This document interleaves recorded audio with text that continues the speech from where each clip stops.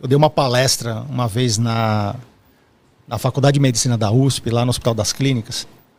E o tema eram médicos ali, pesquisadores. Era uma semana de CIPA, que é de acidente de trabalho. E eles falaram: Eduardo, coloca como tema saúde financeira, porque isso afeta muito as famílias e tal. E aí eu dei um exemplo lá, que eu falei assim: gente, ó, você precisa se pagar.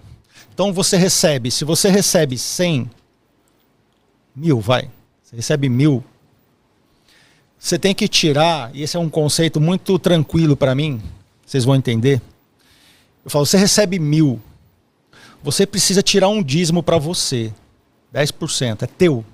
Não, mas tudo é meu. Não, não é teu. Quando o dinheiro cai, são impostos, água, energia elétrica, não sei o quê, nada é teu. Você trabalha para os outros. Você precisa ter uma parte que é tua, para os seus sonhos. 10% para sonhos. Aí eu fiz lá umas contas, cara. Eu sou cristão, isso não está em discussão, se é certo ou errado. É um princípio meu. Ah, mas não importa. Pode falar o que for, é princípio.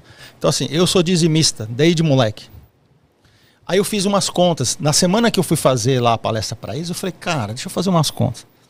Aí eu eu entrei num aplicativo lá do INSS, vi todo o período de trabalho e tentei fazer um cálculo. Ele não é um cálculo seguro, absoluto, mas é aproximado. Eu tentei colocar juros no prazo. Eu falei: ó, se eu tivesse seguido na minha vida o mesmo princípio que eu tenho com relação ao dízimo, porque eu acredito, porque se eu tivesse como princípio, tipo assim, dane-se, pode acontecer o que for, esses 10% eu vou separar para mim, eu já seria um milionário. Só que, ó, veja como é mental. Porque as minhas crenças dizem: separe 10% do dízimo, segundo a Bíblia, eu acredito nisso, eu vou lá e separo.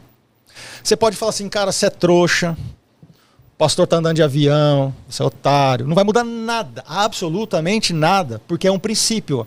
Ó, nós mudamos alguns valores, dependendo da nossa idade, do nosso nível de conhecimento, tem valores. Você fala: cara, isso antes para mim era importante, hoje não é mais. Mas princípios você não muda, cara, princípio é princípio.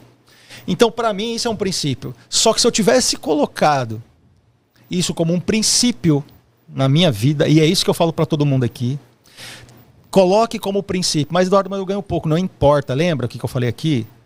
Eu já fui muito endividado, mas era um princípio.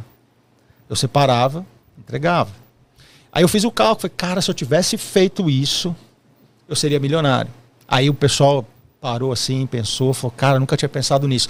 Então você precisa ter isso, Gemerson, assim, como princípio. Então, o que é o recomendável? O que é o recomendável? Você precisa viver com, no máximo 70% da tua renda. O que eu falo que é viver? Contas obrigatórias. Para minha casa funcionar, para ter energia elétrica, sabe? Para ter água, para funcionar. Não estou falando para você ter um lugar maravilhoso para viver, não. Para funcionar, você tem que encaixar a tua renda. Não estou falando de quanto você ganha. Você não precisa de X, você precisa de proporção. 70% tem que pagar tudo, cara. Tudo. 10% precisa ser para você. É teu. Você trabalhou, cara. Porque ali não é dinheiro.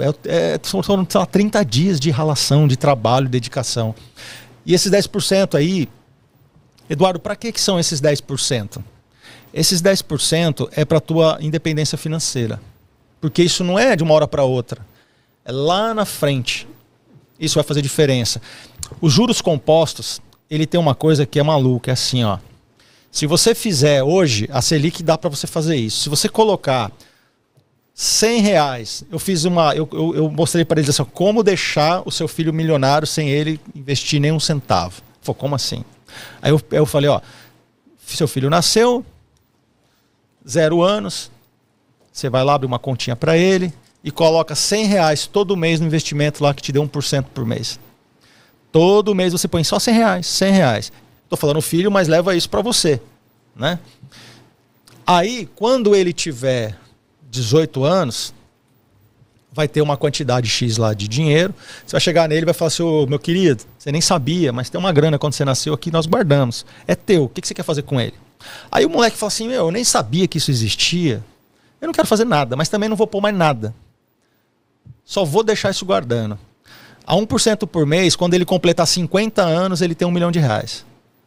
Atualizado, com aquela coisa toda. Ou seja, e o juros compostos é assim, ó. Até no meu livro de finanças eu trouxe esse cálculo. É assim, ó. Você começa do zero aqui com um pouquinho. Aí tem uma linha que vem aqui, ó, que é a grana que você está... É o seu aporte. Acredite, está escrito aporte, tá? Aí, beleza. Aí o que os juros vai fazer? Eu digo assim, ó, só vai receber juros quem merece. Por quê? Aí os juros disso aqui, ó, ele tem uma segunda linha que ele vai andando muito próximo aqui, cara. 5 anos, 10 anos. Chega aqui no 20º ano, ele tá aqui ainda. Você fala, cara, papo furado. Um dia eu parei uma manhã da minha vida, numa sexta-feira, para ouvir um otário que veio falar um monte de besteira e eu tô fazendo e não tô vendo a diferença. Só que é o seguinte, coloca isso numa planilha, você que é da matemática, você que, enfim, pega um Excel aí, você vai ver o que a curva vai fazer. Aqui, ó, no último terço, essa curva, ela começa a fazer assim, ó, os juros. Eu fiz um cálculo aqui, eu estava fazendo uma palestra, eu estava fazendo um cálculo. Como é que você fica milionário sem precisar do INSS? O INSS recolhe até 11% lá, dependendo da tua... Você não precisa disso tudo. Mas se você recolher a mesma coisa que o INSS, num cara que é CLT, que é de forma compulsória, recolhe, você fica milionário. Eu fiz um cálculo com R$300 por mês. O cara no final ia ter investido 170, 180 mil. No final a conta aqui dava 3 milhões. Caramba. Só que tem que merecer, cara. Tem que ser princípio. Tem que ser o quê? Disciplina. 95% dos gênios aí que a gente admira, o cara que inventou energia elétrica, como os caras inventou isso, esse cara não era diferente de mim, nem de ninguém que está aqui. Esse cara, ele era teimoso, ele era disciplinado, cara. Ele fala todo dia, vai dar certo, vai dar certo, vai dar certo, vai dar certo. E ninguém para, né? Ninguém consegue parar quem não para. Ninguém consegue parar quem não para. Então, 10% coloca como princípio. Eu estou endividado. Ok, então dane-se a dívida, no sentido assim, cara, eu não vou perder para a dívida, vou guardar. Para quem está muito endividado, que assim, 60% das famílias brasileiras, o que você vai fazer nesse primeiro momento? Essa grana é para você voltar a dormir. Não é para você, não é para o sonho. O teu sonho nesse momento é voltar a dormir. Então o que você vai fazer? Você vai ter uma continha. Ó, isso aqui eu só entrego para cara que me paga, mas eu vou entregar aqui, beleza? Aí. O que você vai fazer? Você vai ter uma continha num banco XPTO, que os bancos que você já tem conta não faz a mínima ideia. Por que eu estou falando aqui? Estou falando para depois você negociar. O cara não sabe que você tem, você vai negociar bem. Então você vai pegar esses 10% ou o que você puder e vai guardando. Não é para comer pizza, não é para viajar, não é para nada. É para voltar a dormir. Guarda, vai guardando aqui. Enquanto isso, vai passando o tempo aqui, essa dívida, vai chegar uma hora que o banco vai falar, cara, vamos conversar, já entendi que você não vai pagar, eu já estou disposto também a abrir mão de algumas coisas. Você vai pagar à vista esse negócio. Então, durante algum tempo, esses 10% que você está separando, não é para você, é para você se livrar desse negócio que é terrível. Eu sei porque eu fiquei muitos anos assim. Mas se a tua situação não é essa, cara, eu tenho minhas dívidas ali, normal, como qualquer um, nós temos nosso compromisso.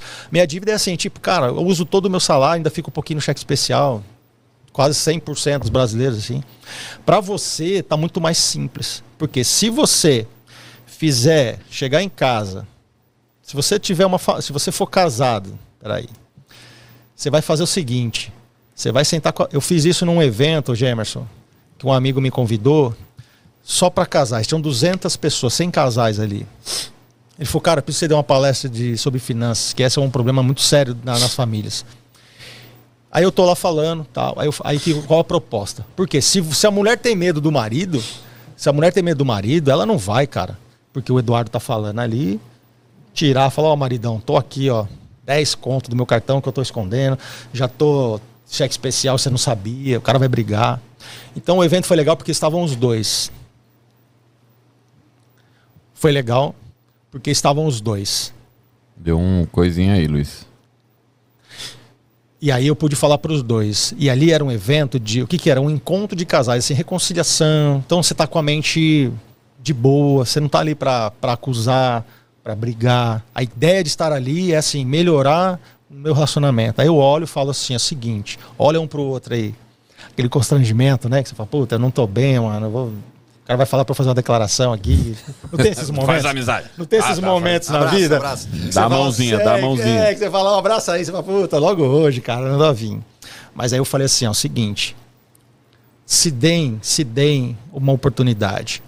E eu sei que é assim porque, cara, meus clientes, a maioria assim, eu peguei e falei pra eles assim, eu falei, ó, o seguinte, eu sei que você esconde dívida um do outro, eu sei que o marido, muitas vezes você é machista pra caramba, você acha que tua mulher não tem direito de nada, e ela pra ter, às vezes, sabe, comprar alguma coisinha, se arrumar, ela tem que esconder de você, aí ela não, ela toma a decisão sozinha, acaba fazendo besteira e lá na frente, tem uma pesquisa da Universidade da Pensilvânia, Estados Unidos, 54% dos divórcios, a origem é a má administração das finanças. Caramba. E aí, e como é que se descobre isso? Não é assim, por que você se separou? Porque a gente... um falava assim, porque ele me traiu. Não, mas antes dele te trair. A gente já nem conversava muito. Mas por que vocês não conversavam? Porque a gente brigava demais. Mas por que vocês brigavam? Então nós tínhamos um problema muito sério de finanças. Percebe? Lá, então, é a pontinha do iceberg, vai ficando grande, uma coisa vai levando outra, vai trazendo desinteresse um pelo outro e aí traz a separação. Então eu falei para eles lá assim, eu falei, olha um pro outro aí. E vocês têm que se prometer um pro outro, vocês vão sair daqui, ó, que vocês estiverem em casa. Vai pegar os boletão pesado que um não sabe do outro. Não vai brigar, porque a única solução é assim, vamos conversar juntos sobre o problema. E o problema não é teu, o problema é nosso. Se um escondeu do outro é porque vocês não tinham um bom entendimento sobre isso, desde quando casaram. Mas agora vai ter, e vai enfrentar junto. Lembra? Jornada. Vai doer? Vai. Mas nós vamos encarar. Aí eu falei, apresenta, pega tudo. Pega uma planilha. A primeira coisa é isso. Pega uma planilha. O que é essencial? É isso. Quais são essas dívidas? É assim. O que nós vamos resolver primeiro? É isso. Juntos. Tem que ser juntos. Terminou, beleza, eu fiz lá o meu trabalho, fui para casa. Na terça-feira, a esposa desse meu amigo que me convidou para fazer o evento lá me liga. Toda emocionada, assim. Puta, Edu, não sei o quê, quero compartilhar um negócio com você. Nossa, gratidão. Eu falei, nossa, o que aconteceu? Ela falou, tinha um casal que estava lá.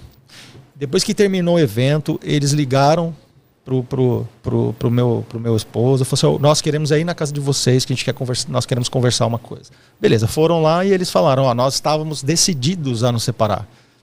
Nós só estávamos naquele evento porque um amigo, o casal, que sempre tem isso, né? Você não tá bem, o amigo, não, vem, te leva para viajar, fala, vamos ver se a gente ajuda.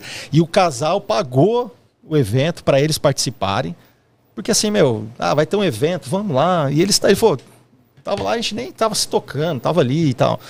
Mas é isso que eu falo. Lembra que eu falei no começo aqui, de cada um de nós tem um grande quebra-cabeças e às vezes tudo que eu falei até agora, nem sei quanto tempo a gente está aqui, pode não ter valido de nada, mas talvez essa pecinha agora encaixe na tua vida.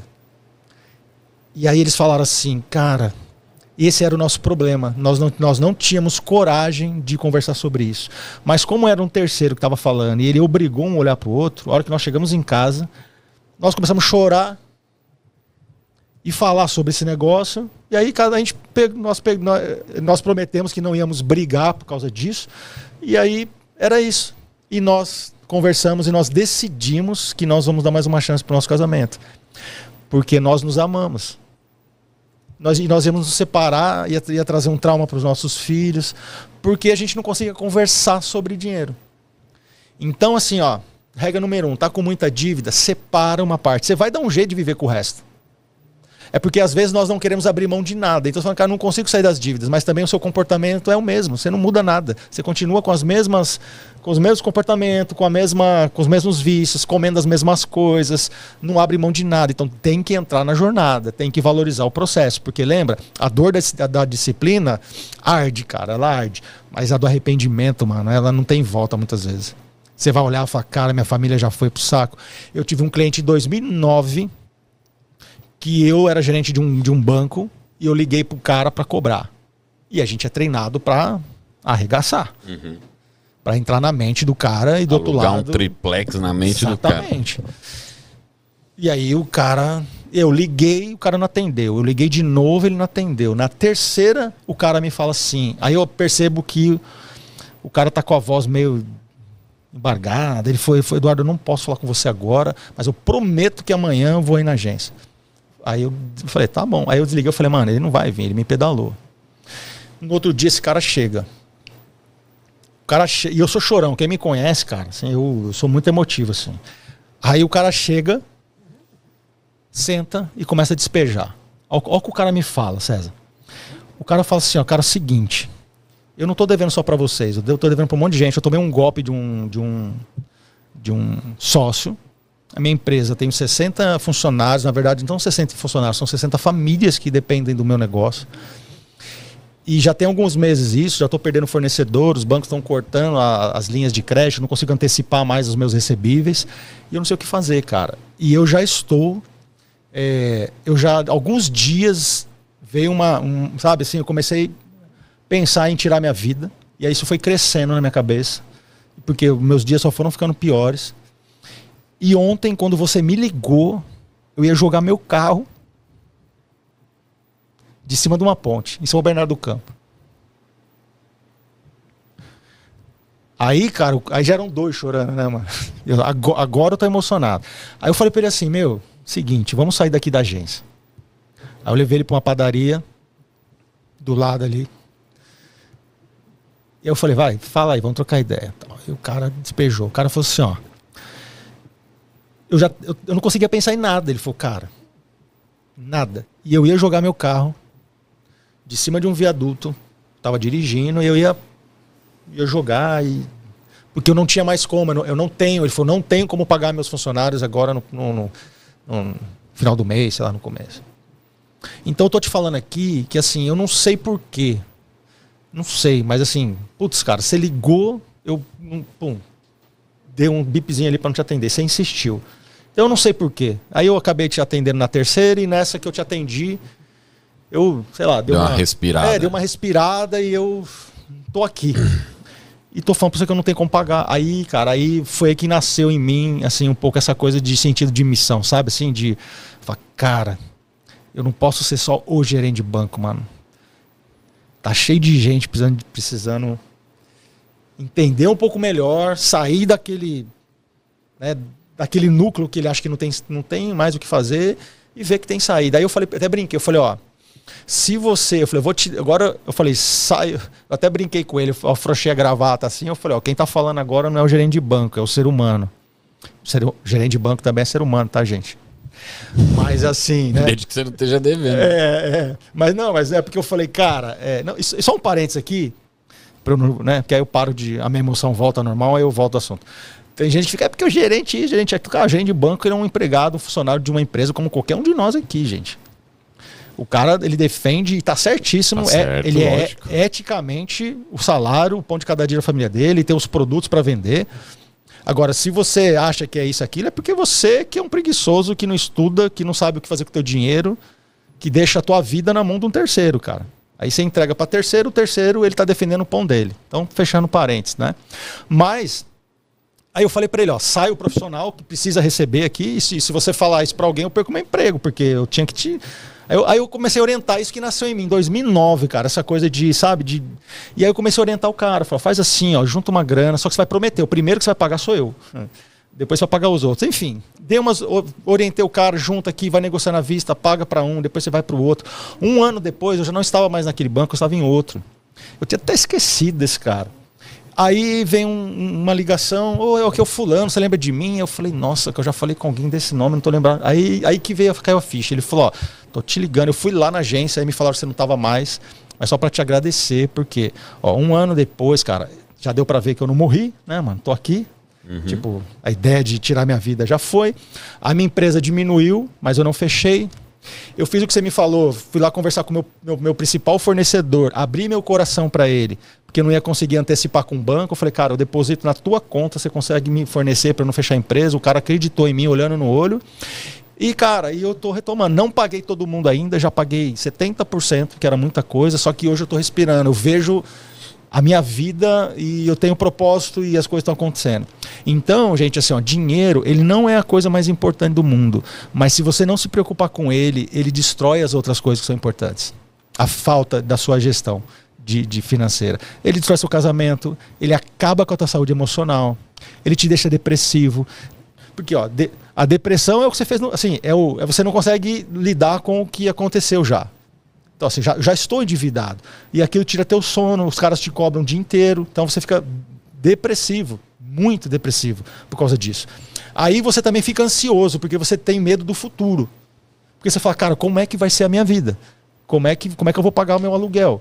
Como é que vai ser aqui se o meu filho ficar doente? Como é que vai ser? Aí a ansiedade também toma conta da tua vida. Então o teu mental e emocional totalmente desajustado. E você também, com o presente, não consegue lidar, porque é o estresse. Cortisol lá nas alturas. E você fica ali, então você fica preso, refém daquilo, achando que não tem saída, mas tem.